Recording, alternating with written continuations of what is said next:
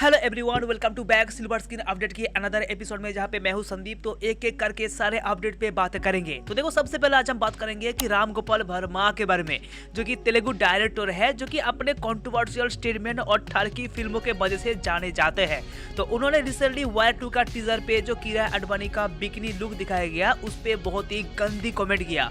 राम गोपाल वर्मा ने अपने social media पे बेसिकली ट्विटर पे लिखा कि अगर जूनियर एनटीआर और ऋतिक रोशन के बीच यहाँ पे लड़ाई होती है तो वो लड़ाई कहाँ होगा, कौन सी देश में होगा या फिर कौन सी सोसाइटी में होगा। तो उसको दिखाने के लिए यहाँ पे किरा आडवाणी का पिछुआड़ा दिखाया गया। तो ये दोनों सुपरस्टार का बैकबस्टर हो जाएगा। लेकिन गुरु राम गोपाल वर्मा ने सिर्फ यहाँ पे नहीं रुका, बल्कि इसके बाद भी और एक ठरकी टाइप का कमेंट किया कि किरा आडवाणी ऐसे कमाल का लुक में वायर 2 में बहुत टाइम बाद काम बैक किया है। और ये दोनों ट्वीट करने के बाद ऑडियंस ने राम गोपाल वर्मा को इतना ज्यादा ट्रोल करना चालू कर दिया, इतना ज्यादा बैकलेस दिया कि उन्होंने अपने कंट्रोवर्शियल दोनों ट्वीट को इंटरनेट से डिलीट कर दिया। लेकिन तब तक बहुत देर हो चुकी थी, ऑडियंस ने स्क्रीनशॉट ले लिया था, तो इसलिए मैं तुमको बता पाया। और देखो, मैंने पिछले वीडियो में बोला था कि परेश रावल और अक्षय कुमार के बीच हेरा फेरी 3 को लेके बहुत ही बड़ा लफड़ा हो गया, जहाँ पे परेश रावल ने बीच रास्ते से हेरा फेरी 3 को छोड़ देने की वजह से अक्षय कुमार ने उनके खिलाफ 25 करोड़ का मुकदमा दायर कर दिया।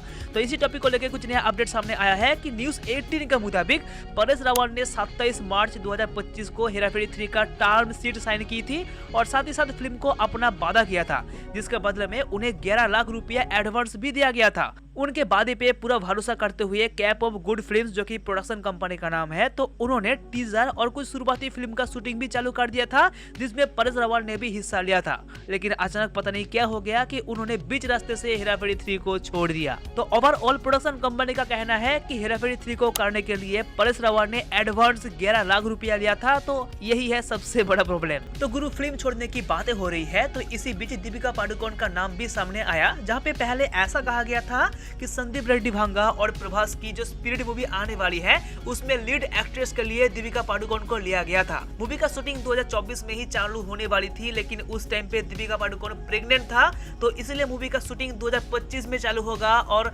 स्पिरिट के लिए दीपिका पादुकोण ने 20 करोड़ चार्ज किया था। तो यहाँ तक सब कुछ ठीक ठाक चल ही रहा था, लेकिन इसी बीच दीपिका पादुकोण ने प्रोड्यूसर से और एक बड़ा डिमांड मांग लिया कि उन्होंने स्पिरिट मूवी का प्रॉफिट शेयर लेगा। मतलब ये फिल्म जितना कमाई करेगा उनमें से कुछ परसेंटेज हिस्सा दीपिका पादुकोण के पास जाएगा, और ऐसा करने से प्रोड्यूसर ने मना कर दिया। तो सुनने को बस यही आ रहा है कि दीपिका पादुकोण को संदीप रेड्डी भांगा ने अपने फिल्म से हटा दिया। अभी तक बस यही न्यूज सामने आया है, बाकी देखना होगा कि अगला अपडेट कब आता है। तो बातें करते हैं अब जन्नत जुबैर के बारे में। इनको तुम जानते होंगे, एक टाइम पे इंडिया में टिकटॉक के जरिए बहुत फेमस हुआ था। इवन कि अभी का टाइम पे इंस्टाग्राम पे इनका ऑलमोस्ट 50 मिलियन फॉलोअर्स है। तो उन्होंने टॉम क्रूज के साथ मीटअप किया था मिशन इम्पॉसिबल 8 का प्रमोशन के टाइम पे, और ये इंडिया नहीं बल्कि इंडिया के बाहर में। और उन्होंने अपने सोशल मीडिया पे टॉम क्रूज के साथ ये वाला वीडियो भी शेयर किया, और अपने भाई के साथ टॉम क्रूज का ये वाला पिक्चर भी शेयर किया। और सिर्फ यही नहीं, जन्नत जुबैर ने टॉम क्रूज का इंटरव्यू भी लिया था। तो बातें करते हैं सनी देओल के बारे में। तो सनी देओल पहली बार ओटीटी में डेब्यू करने वाला है। नेटफ्लिक्स के साथ पहली बार कोलैब करने जा रहा है। एक एक्शन फिल्म बनाएगा, जो कि 2007 में आया डेथ सेंटेंस नाम की एक हॉलीवुड मूवी का रीमेक होगा। बाकी मूवी को लेकर अभी तो कुछ भी अपडेट सामने नहीं आया, लेकिन देखेंगे आगे क्या होता है। तो बातें करते हैं अब मुकेश खन्ना के बारे में। मुकेश खन्ना को तुम जानते होंगे, इन्होंने भाई सबसे पहले शक्तिमान के लिए फेमस हुआ था। तो क्या शक्तिमान काम बैक करेगा? क्योंकि देखो, कुकू एफएम ने एक ऑडियो सीरीज लॉन्च किया, जहाँ पे शक्तिमान का एपिसोड सुनाया जाएगा।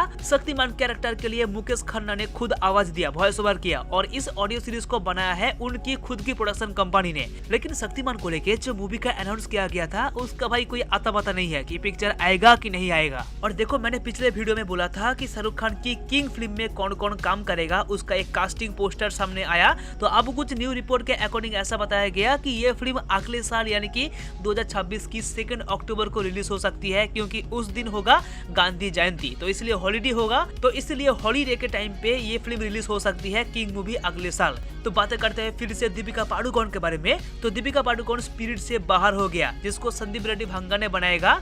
लेकिन उनका डिमांड यानी कि दीपिका पादुकोण का डिमांड इतना बढ़ गया, जिस वजह से उनको फिल्म से हटा दिया, निकाल दिया। लेकिन अभी कुछ न्यू रिपोर्ट के अकॉर्डिंग ऐसा कहा गया कि दीपिका पादुकोण का अब नजर पड़ी है साउथ की अल्लू अर्जुन और इटली कुमार की फिल्म डबल A22 पर, जहां से कुछ ऐसा अपडेट सामने आ रहा है कि इटली कुमार अपने अपकमिंग अल्लू अर्जुन के साथ जो फिल्म बनाएगा उसके लिए दीपिका पादुकोण को लीड कैरेक्टर ले सकता है एज ए फीमेल। तो गुरु सबसे लास्ट में बातें करते हैं सुनील शेट्टी और उनकी बेटी आथिया के बारे में। तो सुनील शेट्टी ने कॉन्फर्म किया कि उनकी बेटी आथिया ने बॉलीवुड में और काम नहीं करना चाहता। एक तरफा उन्होंने बॉलीवुड को क्विट कर दिया, बॉलीवुड को छोड़ दिया। अभी तक आथी ने बॉलीवुड में टोटल 3 पिक्चरों में काम किया। सबसे पहला उनका फिल्म आया था 2015 में हीरो, जो की बहुत ही अच्छा फिल्म था। एंड उसके बाद आया था मुबारक एंड सबसे लास्ट फिल्म आया था उनका मोतीचूर चकमाचूर। लेकिन फाइनली 2023 में उन्होंने KL राहुल के साथ शादी कर लिया। KL राहुल एक बड़ा इंडियन क्रिकेटर है, तो उनके साथ शादी हो गया। तो अब वो बॉलीवुड में काम नहीं करना चाहता और ये बात और कोई नहीं बल्कि उनके फादर सुनील शेट्टी ने कॉन्फर्म किया।